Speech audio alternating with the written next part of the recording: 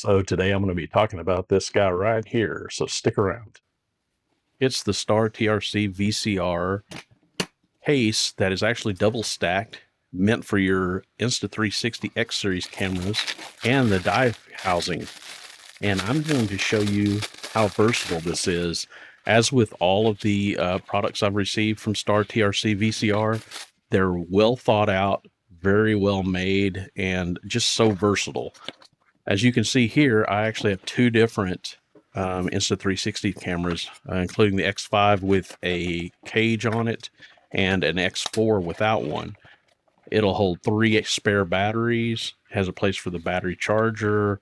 This is a handle with the battery built into it. As you'll see here, I kind of move around and kind of readjust it as I'm going along. But I have all kinds of things, different kinds of mounts, a spare housing for the X4. I even put a tripod in here, as you can see. And I just wanted to say this case is great, even if you don't have the housing.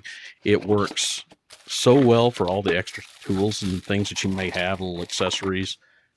So if you're in need of a serious case that will hold all kinds of accessories, including your dive case housing, you should look at the STARTRC VCR case specifically for this Insta360 series camera.